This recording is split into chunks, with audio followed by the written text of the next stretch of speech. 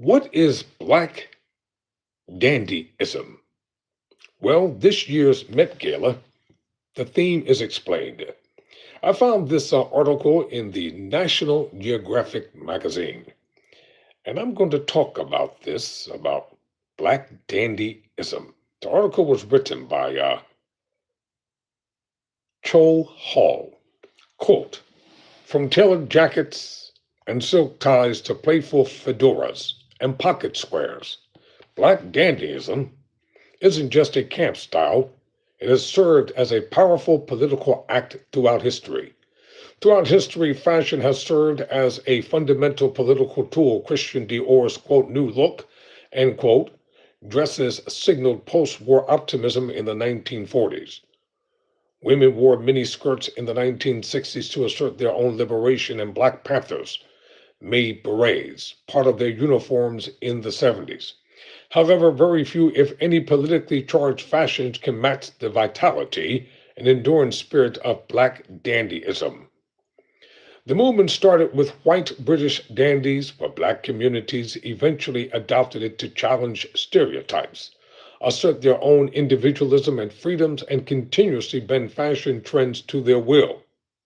Black dandyism has transcended eras, and its impact still rings throughout culture today.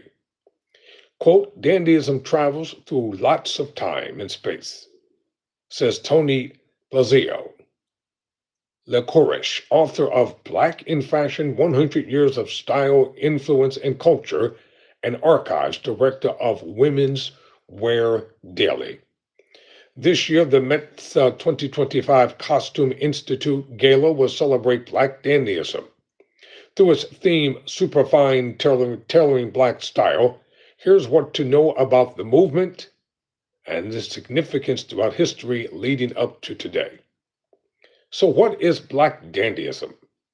It's not hard to draw on the traditional image of a dandy, a tailored jacket with long tails, a flamboyant hat, cravats billowing out of a vest, generous splashes of color, and maybe a finely waxed mustache. However, Black dandyism is a term that defines easy definition. This satirical movement spans centuries, envelops many modes of dress, and finds new heroes in each generation. Let me show you a photo here. It's in black and white. Andre Leon Talley, the late fashion editor and creative director of Vogue, was known for his statement-making attire in the spirit of Black dandyism.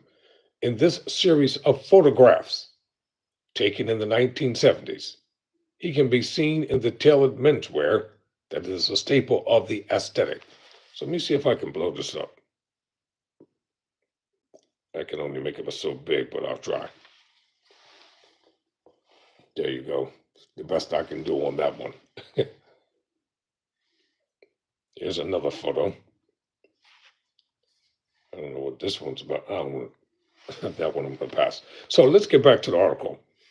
The unifying forces around Black dandyism is its radical political intent. Black dandyism is the strategic and often subversive use of style by people of African descent to assert individuality, challenge stereotypes, and reimagine Black identity, says Jonathan Michael Square, assistant professor of Black visual culture at Parsons Design School.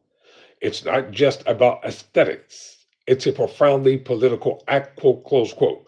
So while dandyism can be about a mustachioed man in a finely tailored suit, and encompasses everything from the zoot suit era and James Brown's jumpsuits to Andre 3000's suspenders and Big Boney's fur coat, Boai's fur coat. A lot of what you're doing in Black dandyism is getting dressed for others. It's a performance and protest at the same time, says Lazio Leocorish.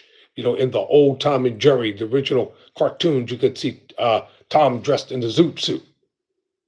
You don't believe me? Go back and look at some of the old cartoons. They had Tom the cat dressed in a zoot suit, reminiscent of Black dandyism. The term dandy captures the zeal and panache of someone having too much fun to even care whether or not they've crossed the line. The preeminent early dandy is Beau Brummel of the Regency era from 1795 to 1837, white Englishman who dressed so well that he imagined to influence the British monarchy, all before the invention of TikTok. In the early stages, black dandyism served as a form of assimilation.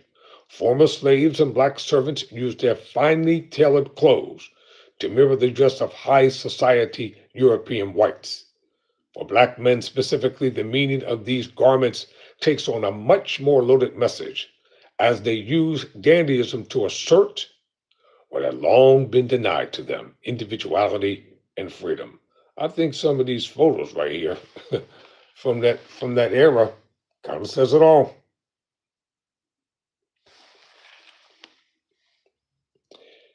From its earliest incarnations, black dandyism is unsettled. The visual codes of racial hierarchy, Square says, in colonial societies where clothing was a marker of status and civility, the appearance of a well dressed black person was inherently disruptive. For black people, dandyism surged with the political charge in the 1800s.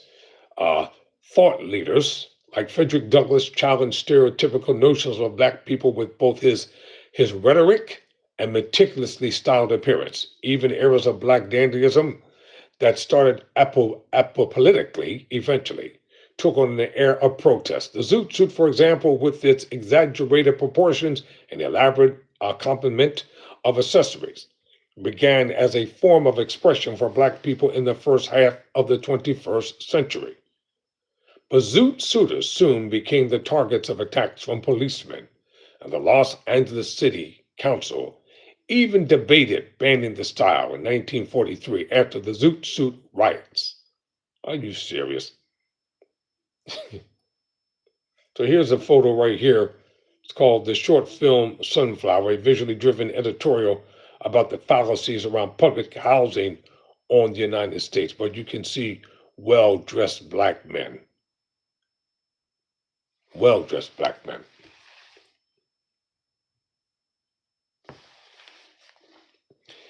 Monica Miller, author of Slaves to Fashion, the basis of this year's exhibit of the Costume Institute, and a gesture curator of the museum's show, described protests as the defining feature of black dandyism. Dandyism can seem frivolous, she said in a statement issued at the time of the show's announcement. Quote, but it often poses a challenge to or a transcendence of social and cultural hierarchies. This is what makes black dandyism hard to characterize. It's a satirical movement defined more by idea than strict dress codes. The tradition has always been about more than sharp tailoring. It's about using clothing to rewrite the rules of identity, close quote, Square says. In modern times, black dandyism has expanded its scope to take on more than black identity. The late designer Virgil Abloh introduced the codes of streetwear to Louis Vuitton, upending fashion grand stages in Europe with an inherently black style. Square Cities show how modern day figures like Billy Porter, Lena Waithe, and RuPaul kept dandyism alive to blur gender lines challenging on entirely separate yet still outmoded sets of rules. This is the first year in the museum's history that the exhibit will highlight men's wear, which is especially notable due to their waist suits often anonymize whoever's wearing them. Tailoring sets the tone for the average man, not the extraordinary man. Blasio Licorice says dandyism becomes extraordinary in that way. And extraordinary dressing is what the Met Gala was built to showcase. Attendees of the May 5th event will have to balance black dandyism's high flying style while keeping in mind its political, cultural, and intellectual roots. Scholars like Square are thrilled to see black dandyism on this massive stage. If done well, he adds, it can be a moment of both celebration and critical reflection. Typically, the event generates frothy fun, but it wouldn't be a celebration of black dandyism without the thrum of challenge. Tyrone Bowman. Thank you for watching. Never surrender. Never quit.